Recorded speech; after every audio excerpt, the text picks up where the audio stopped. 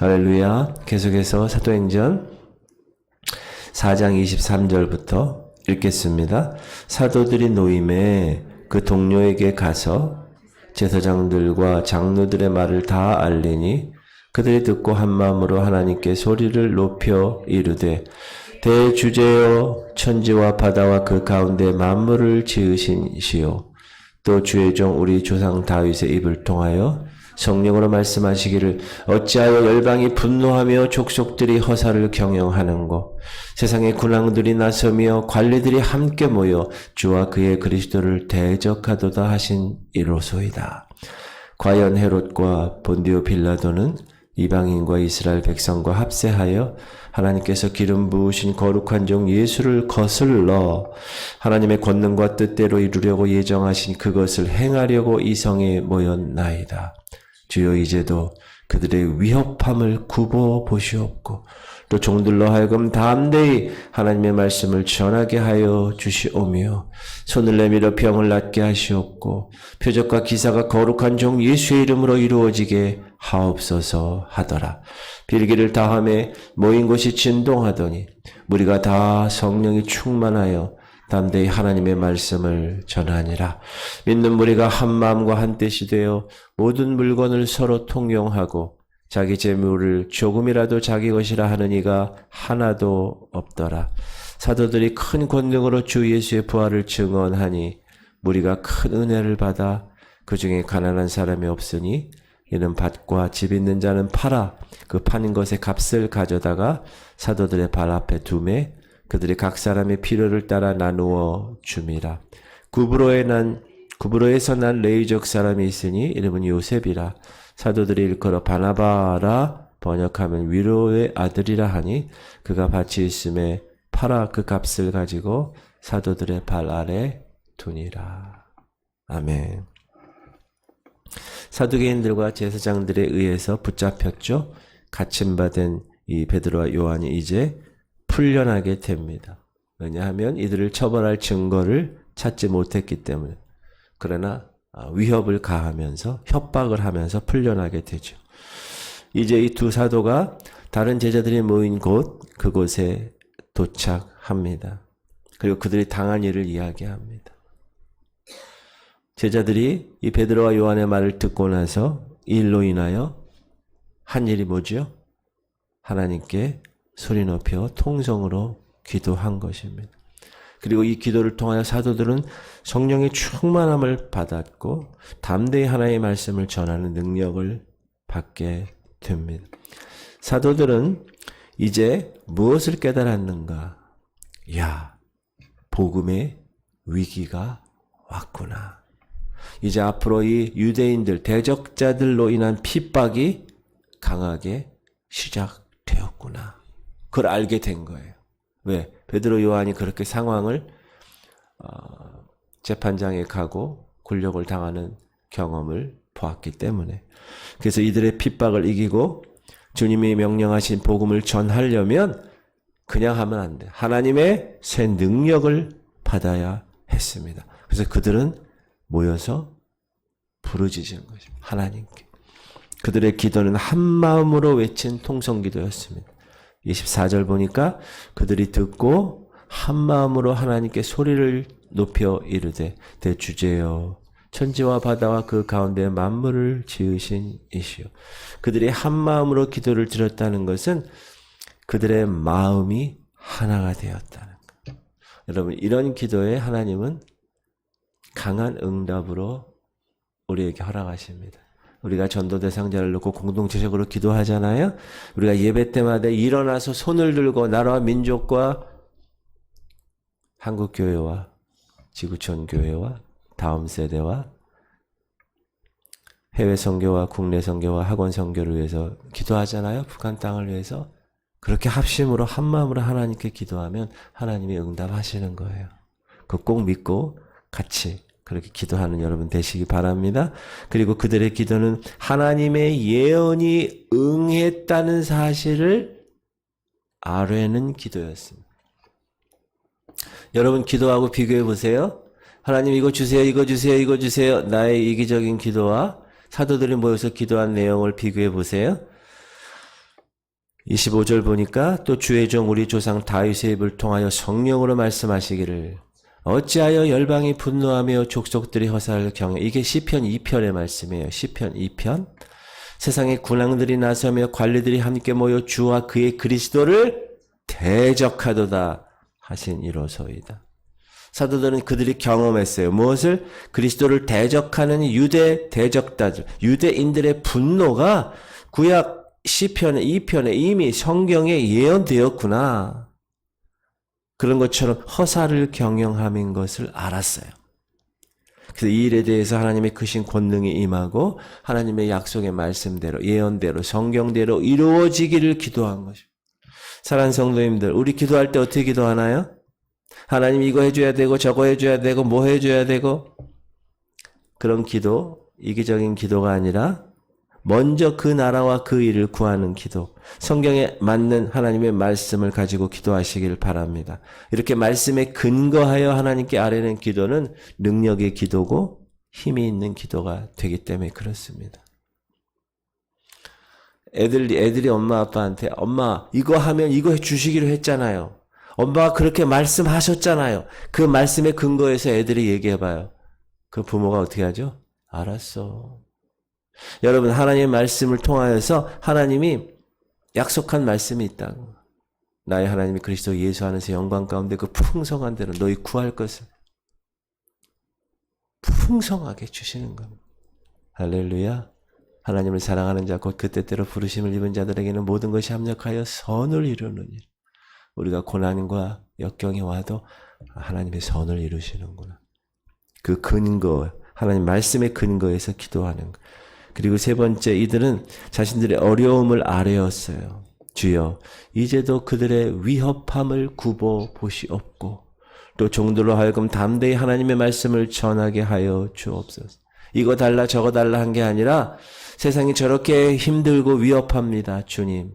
그럼에도 불구하고 우리가 주눅들지 않고 걱정하지 않고 불안해하지 않고 담대히 하나님 말씀을 전하게 살펴주세요. 하나님께 자신들이 당하는 고난과 시련을 살펴달라고 호소하고 있습니다. 여러분 연약하십니까? 하나님께 이런 기도 드리심으로 주님이 나와 함께 하시는 믿음을 가지고 주님만 의지하는 여러분 되시기 바랍니다. 너희는 가만히 있어 주가 하시는 일을 그냥 봐. 하나님이 허락하신 거라면 하나님이 다 이루시는. 전쟁은 나에게 속한 것이 아니요. 하나님께 속해 있기 때문에. 우리가 예수를 믿는 그 순간부터 영적으로 전쟁은 시작됐다고 그랬죠. 여러분은 그 전쟁을 수행할 때 어떻게 수행하십니까? 그리고 네 번째, 그들의 기도는 담대함을 구하는 거예요. 근데 그 담대함의 목적이 뭡니까? 복음을 전하는, 하나님의 말씀을 전하게 해달라고. 또 종들로 하여금 담대히 하나님의 말씀을 전하게 하여 주시오며. 하나님 이것 주세요, 저것 주세요, 그 기도가 아니죠. 사도들의 사명은 뭡니까? 복음을 전하는. 이 교회가 왜 30년 전에 여기 연수동에 세워졌습니까? 지역교회로. 이 지역을 빛을 비추라고, 어두운 곳에. 여러분, 하나님이 왜 여러분을 만나주시고 하나님의 성도가 되게 하고 목사가 되게 하셨습니까? 사명이 있으니까. 그 사명이 궁극적인 보편적인 사명이 뭡니까? 복음 전하는 일이니까. 그리스도의 부활을 전하는 이 일이야말로 우리에게 있어서 가장 긴급하고 가장 중요한 일이기 때문에 이 복음을 전하는 일에 바리새인과 제사장들의 핍박이 반드시 따를 것이다.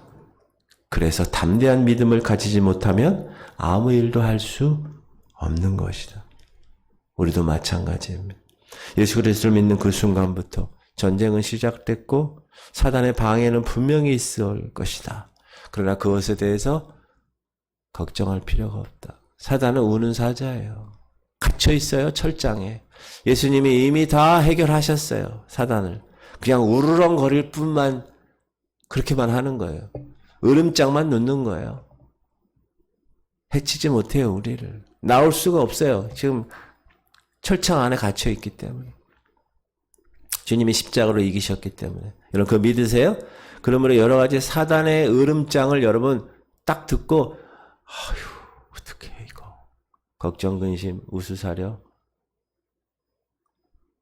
나오지도 못하는 사단, 철장 안에 있는 사단을 보고 불안하고 떨며 있으면 안 돼. 그들의 기도는 또한 표적과 이적을 이루어 주기를 기도했어요. 병자를 낫게 하는. 시작. 손을 내밀어 병을 낫게 하시옵고 표적과 기사가 거룩한 종 예수의 이름으로 이루어지게 하옵소서. 근데 그 목적이 뭐죠? 왜 표적과 기사가 일어나기를 원해요? 이들이 하나님 복음을 전하는 일에, 그리고 사도들의 핍박, 그 사도가 살았던 그 사도 시대처럼 핍박이 일어나는 시대에는 하나님이 많은 표적을 보여주십니다. 지금도 그 표적은 ing 진행 중입니다. 그 이유가 뭐라고요? 복음을 확산시키기 위해서. 복음을 전하는 사람들에게 담대함을 주기 위해서, 복음을 전하는 사람들에게 열심을 주기 위해서 기적과 표적과 이적은 놀랄만한 도구가 되기 때문에 그렇습니다. 병든 자를 고치고 어둠의 영들을 쫓아내고, 이게 도구가 되기 때문에 그렇습니다. 사도들은 이처럼 분명한 기도 제목을 가졌어요. 그리고 분명히 소리를 높여 일심으로 기도했습니다. 그 결과 어떻게 됐죠? 빌기를 다함에, 시작. 빌기를 다함에 모인 곳이 진도하더니 무리가 다 성령이 충만하여 담대히 하나님의 말씀을 전하니라. 성령 충만해야 담대히 말씀을 전합니다. 오직 성령이 너에게 임하시면 you will receive power when the Holy Spirit comes upon you. 성령이 너에게 임할 때 능력을 받고 예루살렘과 유대와 사마리아와 땅 끝까지 복음의 증인이 되는 것입니다. 베드로와 요한이 지금 방금 유대인의 대적자들 손에서 풀려 나왔습니다. 그러니까 얼마나 갈급했겠어요. 합심으로 기도합니다. 그들의 기도가 얼마나 절박했겠어요. 얼마나 뜨거웠겠어요. 그들의 마음이 성령으로 뜨거워지니까 복음을 전하고자 하는 충동이 생겼어요. 우물가의 여인, 내가 예수를 만났어. 그의 목적은 우물가에서 물을 기르는 거였는데 그의 목적이 바뀌었어요. 동네에 가서 물동이를 내려두고 동네에 가서 내가 내가 메시아를 만났다. 예수 그리스도를 진정 만난 사람은 그 삶이 바뀝니다. 바뀔 수밖에 없습니다. 그런 주인공들 되시기를 축복합니다. 그러면 그들이 성령 충만함을 받아 무슨 일을 했습니까? 따라 하십시오. 담대히 하나님의 말씀을 전하니라. 우리가 다 성령이 충만하여 담대히 하나님의 말씀을 전하니라. 성령의 권능으로 정한 주 예수의 부활을 증거한 겁니다. 그랬더니 무리들이 어떻게 했다고요? 큰 은혜를 받고 변화되었고 하루에 3,000명, 5,000명이 주님께 돌아오는 놀라운 역사가 일어났다. 따라하십시오. 하나님의 진실한 은혜의 역사는 예수 그리스도를 증거할 때 나타납니다. 사도들의 가르침을 받은 무리들은 한 마음과 한 뜻으로 사랑의 교제를 합니다. 여러분 이렇게 하나님 사랑을 경험한 사람은 이웃 사랑을 할 수밖에 없는 거예요. 주님을 사랑하는 일에 하나가 되는 일에, 복음을 전하는 일에 하나가 되는 일에, 교회를 위해 헌신하는 일에 하나가 되는 일은 성령의 충만함을 얻을 때 경험되는 것입니다. 그래서 그들은 어떻게 했어요? 물건을 서로 통용했어요. 믿는 무리가 한 마음과 한 뜻이 되어 모든 물건을 서로 통용하고 서로 간에 필요한 것 있으면 나눠주고 나눠 썼습니다. 형제들이 필요한 물건을 나눠주고 나눠 쓰는 일에 인색하지 않았습니다. 그들은 자신의 물건을 내 것이라고 하는 자가 없다라고 얘기했어요. 시작. 자기 재물을 조금이라도 자기 것이라 하는 이가 하나도 없더라.